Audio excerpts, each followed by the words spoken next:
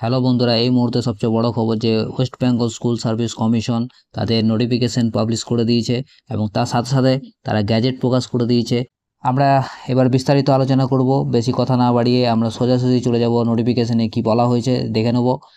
To the point আমরা দেখব schedule date for second SLST. ঠিক আছে, যে ডেটগুলো দেখে নেব, কখন থেকে শুরু হবে। না, ওপেনিং হচ্ছে তোমার 16ই জুন 2025 এবং অ্যাপ্লিকেশন করার লাস্ট ডেট হচ্ছে, ক্লোজিং হচ্ছে 14ই জুলাই। ঠিক আছে, 2025 5টা পর্যন্ত।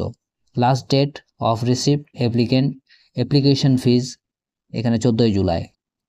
সেম, শুরু হচ্ছে 16ই জুন এবং শেষ হচ্ছে 14ই জুলাই 2025। ঠিক আছে, চলো নেক্সট দেখো। এখানে মেনশন করা রয়েছে যে অ্যাপ্লিকেশন ফি কত লাগবে। এখানে দেখো 9, 10, 11, 12 এ প্রত্যেকের ক্ষেত্রে, জেনারেল এবং ওবিসির ক্ষেত্রে তোমাকে 500 টাকা করে লাগবে এবং এসসি এসটি এবং পিএইচ ক্যান্ডিডেট হলে 200 টাকা করে লাগবে। সেটা 9, 10-এর ক্ষেত্রেও এবং 11, 12-এর ক্ষেত্রেও সেম। ঠিক আছে, এখানে আর কিছু বলার নেই। এবার চলে আসছি এলিজিবিলিটি। এখানে তোমার 9 এবং 10 টিচার নিয়োগের ক্ষেত্রে তোমাকে কি এসেনশিয়াল কোয়ালিফিকেশন থাকতে হবে না, গ্র্যাজুয়েট কিংবা পোস্ট গ্র্যাজুয়েটে তোমার 50% মার্কস থাকতে হবে এবং তার পাশাপাশি কি থাকতে হবে, বিএড তোমাকে করে থাকতে হবে, ব্যাচেলার অফ এডুকেশন। ঠিক আছে, এটা হচ্ছে ক্রাইটেরিয়া। তোমাকে এজ লিমিট কত দেওয়া হয়েছে, মিনিমাম তোমার 21 এবং ম্যাক্সিমাম হচ্ছে 40 বছর। 21 বছর থেকে 40 বছরের মধ্যে তোমরা পরীক্ষায় বুঝতে পারছো। বয়সের ঊর্ধ্বসীমা ছাড় পেয়ে যাচ্ছ 5 বছর এসসি এসটিদের ক্ষেত্রে এবং 3 বছরের ছাড় পাচ্ছে ব্যাকওয়ার্ড ক্লাসেস এবং 8 বছরের ছাড় পাবে ফিজিক্যাল হ্যান্ডিক্যাপ ক্যান্ডিডেটরা। এবং এখানে দেখো এজ রিল্যাক্সেশনের ক্ষেত্রে এই যে বলা আছে, age relaxation will be given to candidate who have given benefit age relaxation as per order, supreme কোর্টের যে অর্ডার সেই অনুযায়ী ছাড় পাওয়া যাবে বলা আছে। এবার দেখো 11, 12 টিচার নিয়োগের ক্ষেত্রে এখানে এসেনশিয়াল কোয়ালিফিকেশন কি বলা হচ্ছে না, পোস্ট গ্র্যাজুয়েটে তোমার 50% মার্কস থাকতে হবে, 50% মার্কস থাকতে হবে এবং তার সাথে সাথে কি ব্যাচেলার অফ এডুকেশন এবং বিএড কোর্স করে থাকতে হবে। এবং এখানে দেখো এজ রয়েছে, মিনিমাম এজ 21 বছর এবং ম্যাক্সিমাম হচ্ছে 40 বছর। ঠিক আছে, এখানেও এজ রিল্যাক্সেশন রয়েছে, এসসি এসটিদের ক্ষেত্রে 5 বছর এবং 3 বছর হচ্ছে ওবিসির ক্ষেত্রে এবং 8 বছর হচ্ছে ফিজিক্যাল হ্যান্ডিক্যাপদের ক্ষেত্রে। এখানে দেখো টেন্টেটিভ শিডিউল দেওয়া রয়েছে। এখানে তোমার অনলাইন অ্যাপ্লিকেশন শুরু হচ্ছে তোমার 16/6/2025 থেকে এবং রিসিভ অনলাইন অ্যাপ্লিকেশন এন্ড হচ্ছে তোমার 14/7/2025। ঠিক আছে, মনে থাকবে 14/7/2025 5টা পর্যন্ত। তাহলে 16ই জুন থেকে শুরু হচ্ছে এবং 14ই জুলাই পর্যন্ত চলবে। টেন্টেটিভ ডেট রিটেন টেস্ট কবে হবে না, সেপ্টেম্বর মাসের প্রথম উইকের মধ্যেই হবে, first week of September 2025। Tentative publication of result কখন পাবলিশ হবে না, 4th উইক অফ অক্টোবর মাসের 4th সপ্তাহের মধ্যেই রেজাল্ট পাবলিশ হবে। ইন্টারভিউ হবে ফার্স্ট উইক থেকে 3rd উইক অফ নভেম্বরের প্রথম সপ্তাহ থেকে 3য় সপ্তাহের মধ্যেই হয়ে যাবে এবং প্যানেল প্রকাশ হবে 24/11/2025, 24/11/2025 নভেম্বরের মধ্যে। এবং এখানে দেখো কাউন্সিলিং এবং রেকমেন্ডেশন এটা হবে 29/11/2025 নভেম্বরের মধ্যে, কিন্তু সমস্ত প্রক্রিয়া শেষ করে দেওয়া হবে। ঠিক আছে, বোঝা গেছে। এবার দেখো এখানে আমি যেটা বলছিলাম ভ্যাকেন্সির কথা, এখানে সাবজেক্ট ওয়াইজ এবং মিডিয়াম ওয়াইজ জেন্ডার ওয়াইজ খুব সুন্দরভাবে তোমাদের দেওয়া আছে যে কত ভ্যাকেন্সি রয়েছে। এটা 11, 12-এর ক্ষেত্রে তোমার দেওয়া রয়েছে। 11, 12-এর ক্ষেত্রে এখানে দেখো সাবজেক্টগুলো দেওয়া রয়েছে, এডুকেশন, এখানে কেমিস্ট্রি, বেঙ্গলি, এগুলোতে এখানে বেঙ্গলি মিডিয়ামে কত রয়েছে 336টি এবং ফিমেলদের ক্ষেত্রে রয়েছে বিশেষ করে 52। এইভাবে ক্যাটাগরি ওয়াইজ ভাগ করে দেওয়া আছে। আমরা দেখে নেব টোটালটা কত রয়েছে। ঠিক আছে, এখানে বিভিন্ন সাবজেক্টগুলো রয়েছে। দেখো এখানে টোটাল ভ্যাকেন্সি হচ্ছে তোমার 12,514টি, এতগুলো ভ্যাকেন্সি রয়েছে 11, 12-এর ক্ষেত্রে। ঠিক আছে, এবার নেক্সট দেখো নবম দশমের ক্ষেত্রে রয়েছে যে subject wise, medium wise, gender wise সমস্ত ভাগগুলো দেওয়া রয়েছে। বেঙ্গলি, হ্যাঁ, এখানে দেখো 2090টি, এবং ফিমেলদের ক্ষেত্রে রয়েছে স্পেশালভাবে, হ্যাঁ। আবার হিস্ট্রি, জিওগ্রাফি সমস্ত কিছু ডিটেলসে দেওয়া রয়েছে। টোটাল ভ্যাকেন্সি আমরা দেখে নেব। দেখো টোটাল ভ্যাকেন্সি রয়েছে এখানে 23,212টি টোটাল ভ্যাকেন্সি।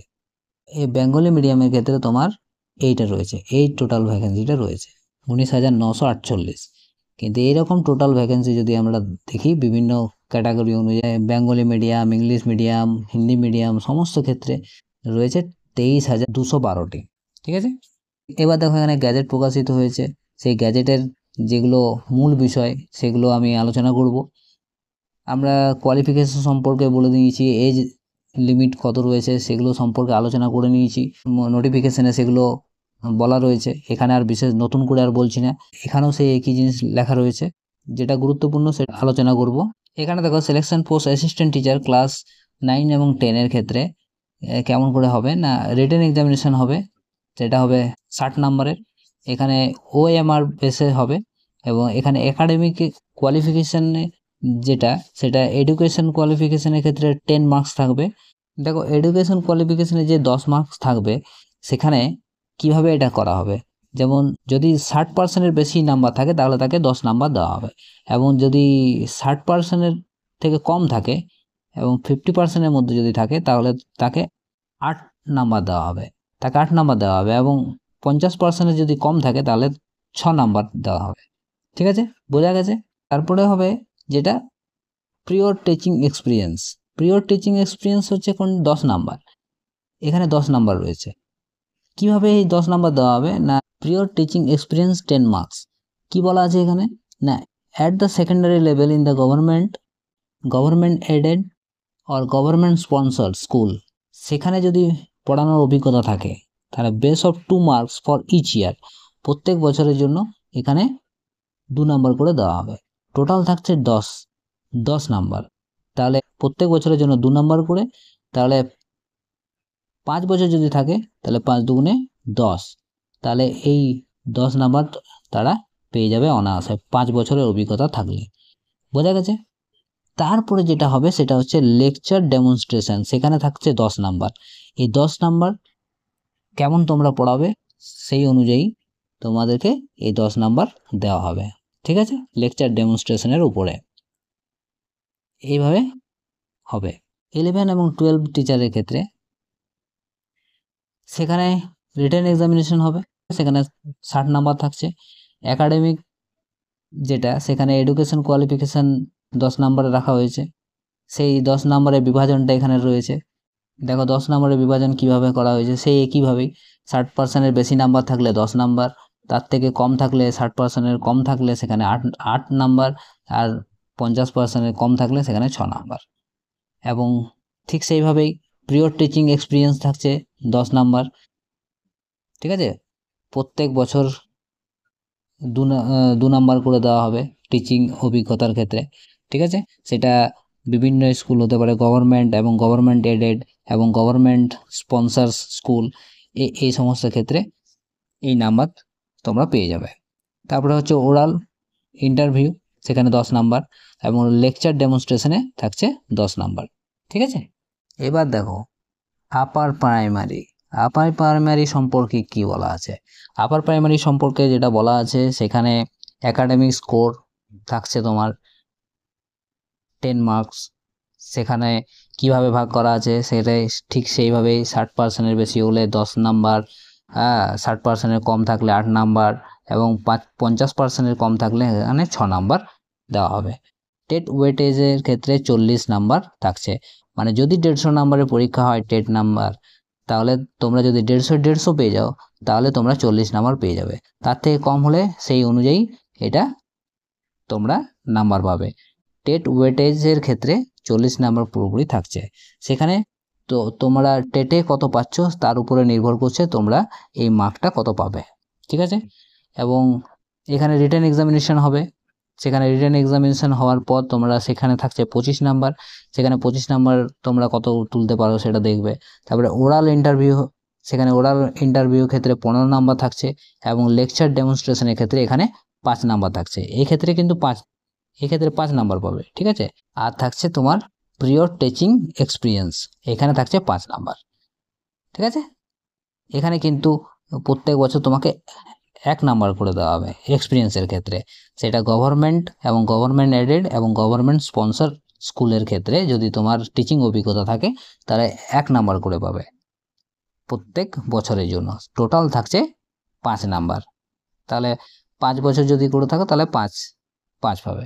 আর 11, 12, 9, 10 এর ক্ষেত্রে আমরা দেখলাম ওখানে কত উঠবে, 10 নাম্বার পেয়ে যাবে যদি 5 বছরের অভিজ্ঞতা থাকে, 2 নাম্বার করে পেয়ে যাবে, ঠিক আছে। আপার প্রাইমারি ক্ষেত্রে গ্যাজেটে কি বলা আছে সেটা একটু দেখে নিই, এটা বলা হয়নি। সেটা হচ্ছে আপার প্রাইমারি লেভেল। এখানে দেখো কি বলা আছে, এসেনশিয়াল কোয়ালিফিকেশন কি আছে না, ক্যান্ডিডেটকে অবশ্যই ইন্ডিয়ান সিটিজেন হতে হবে, এখানে টেট পাস করে থাকতে হবে, টেট পাস করতে হবে, এটা বলা আছে। এখানে 21 থেকে 40 বছরের মধ্যে বয়স হতে হবে, এজ রিল্যাক্সেশন পাওয়া যাবে এখানেও সেম যেমন দেওয়া থাকে। এই হচ্ছে পুরো নোটিফিকেশন এবং গ্যাজেট দুটোই একসাথে বলে দিলাম। তাহলে তোমরা প্রস্তুতি শুরু করে দাও, ঠিক আছে। আজকের মতো এইটুকুই, বাই বাই।